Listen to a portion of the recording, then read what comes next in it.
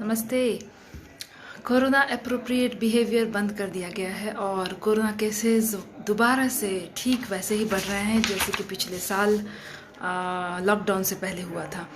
तो 12 फरवरी तक प्रतिदिन 50 से कम केसेस डिटेक्ट किए जा रहे थे, लेकिन 25 मार्च से तकरीबन रोज़ 686 मोर देन 600 केसेस पहुंच चुके हैं।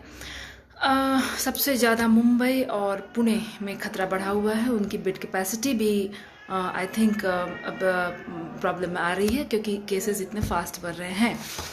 तो क्या हो गया अचानक से, जब केस इतने कम हुए तो दोबारा क्यों बढ़ने लगे? और इसका एक सिंपल आंसर है कि हमने सारे वो बिहेवियर्स जो लास्ट ईयर सीखे थे वो सब हम भूल गए हैं। मास्क एक बहुत बड़ी समस्या हो गई। मास्क लोगों ने लगाना बिल्कुल छोड़ दिया और या फिर इतने इनअप्रोप्रिएटली लगा रहे हैं। अब तो खैर डॉक्टर्स की भी बात लोग नहीं सुन रहे हैं और कहते हैं कि डॉक्टर्स झूठ बोलते हैं, कोरोना ख़त्म हो गया है। एनीवेज, हमारा काम है आपको अवेयर करना। तो प्लीज़ समझिएगा कि वायरस अब वापस से फैलने लगा है। अपने हैंड वॉशिंग, सोशल डिस्टेंसिंग चीज़ों को कृपया कुछ दिनों के लिए और फॉलो करें।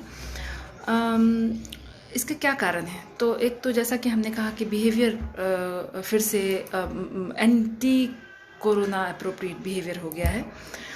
दूसरा कारण है कि अभी भी 70% से ज़्यादा आबादी में एंटीबॉडीज़ नहीं हैं, जिसका कारण है कि वैक्सीनेशन में हेजिटेंसी आ रही है। लोग वैक्सीन लेना नहीं चाह रहे हैं ड्यू टू डिफरेंट रीज़न में मैं ये बताऊंगी कि कुछ लोग सोचते हैं कोरोना चला गया तो हम वैक्सीन क्यों लें।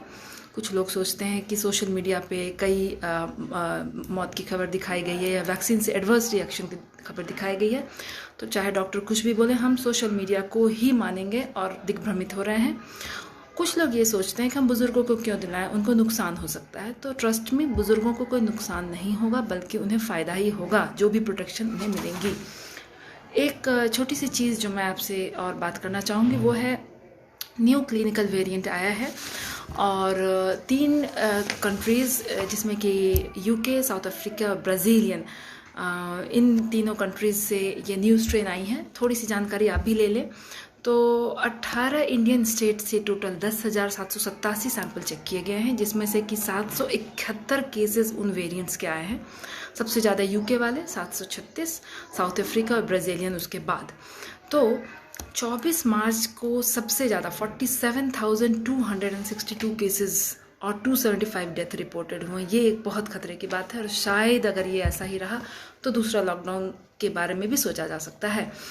कुछ संस्था है जिसमें कि INSACOG है, जो कि इनकी जीनोमिक पे यानी वायरस की जीनोमिक सीक्वेंसिंग पर लगातार काम कर रही है। देखिए, प्रत्येक वायरस में म्यूटेशन होता है, लेकिन ये म्यूटेशन सिग्निफिकेंट नहीं होते हैं। कोरोना के केस में यही म्यूटेशन सिग्निफिकेंट हो गया है और इसीलिए इसने खतरा पैदा किया है। तो क्या खतरा है? ये ज़्यादा इन्फेक्शस होगा, ये ज़्यादा विरुलेंट होगा, यानी कि इससे होने वाले डिजीज़ काफ़ी सीवियर होंगे। और तीसरा, इनका इम्यून स्केप मैकेनिज्म होगा, यानी कि अगर इम्यूनिटी है भी तो शायद ये स्केप कर जाए। तो सवाल है फिर हम वैक्सीन लें या नहीं लें। देखिए, ग्लोबल डाटा हमारे पास है जिसमें वैक्सीन अभी तक कामयाब ही हुआ है, इवन इन नए स्ट्रेन्स में भी। हमें कुछ बोलने के लिए हमें थोड़े और डाटा चाहिए, इतनी जल्दी कुछ भी बोलना गलत होगा। तो वैक्सीन लेना है, कोरोना अप्रोप्रिएट बिहेवियर करना है, डॉक्टर की बात सुननी है और कृपया अपने आप को बचाइए बस कुछ दिन और उसके बाद फिर जब कोरोना फ्री हम अपने आप को घोषित करेंगे तो आप सामान्य ज़िंदगी फिर से जी सकते हैं। तो प्लीज़ डॉक्टर्स की बात सुने, be safe and please make the place safe for others as well. Thank you.